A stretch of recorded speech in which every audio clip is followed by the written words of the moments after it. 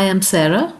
I teach Cambridge 9709, and today we're doing implicit differentiation the way examiners expect.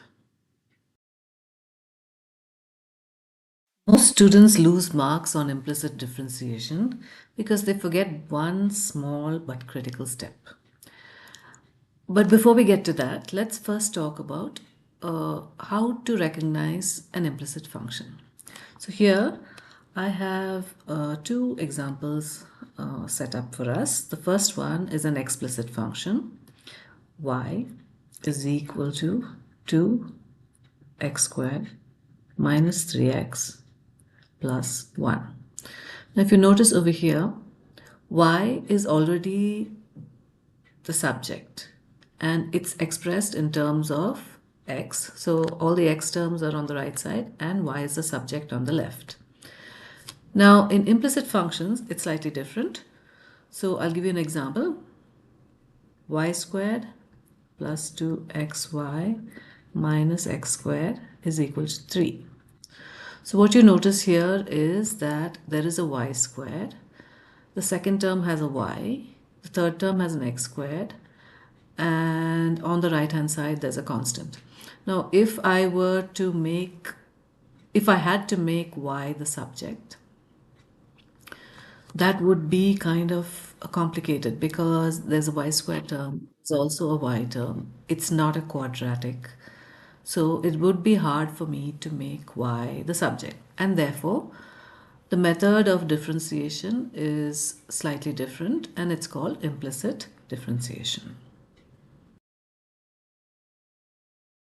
In 9709, examiners expect you to differentiate every term, including y, with respect to x.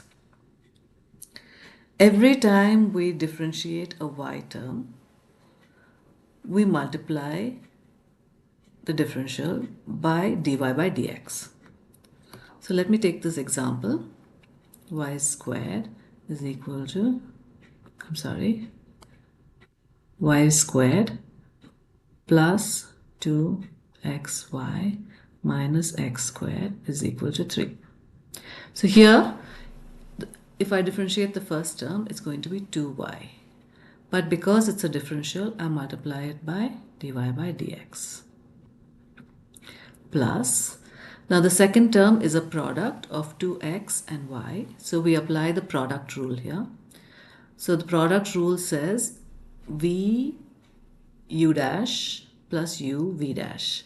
So v is the second term, that's y.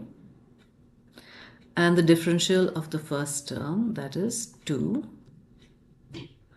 plus u, which is 2x, and the differential of the second term. So the second term is y and its differential is 1. But because 1 is the differential of a y term, we also multiply by dy by dx. And then we have minus x squared. So minus x squared, when we differentiate it, becomes negative 2x equals the differential of 3 or any other constant is 0. So now we've differentiated both sides of the equation. We've remembered to multiply every y differential with dy by dx. Now we're going to collect the dy by dx terms. So that would be this term and this term. So collect them on the left side of your equation. So we have 2y dy by dx plus 2x dy by dx. And I'm going to take the rest of the terms to the other side. So minus 2x becomes 2x and 2y becomes minus 2y.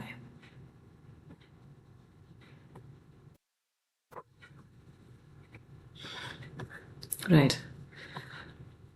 Now we factorize because we're trying to isolate dy by dx. So take dy by dx out common. No need to take the 2, just dy by dx. We're left with 2y plus 2x within brackets is equal to 2x minus 2y. Now the 2y plus 2x we take over to the other side. So dy by dx is equal to 2x minus 2y by 2y plus 2x. We can leave it like this or simplify it further. So I'm going to simplify it because I can see that both the numerator and the denominator can be factorized, 2 being the common factor. 2x minus y over 2y plus x. Cancel the 2's and that gives us our answer. X minus y over y plus x is the value of dy by dx.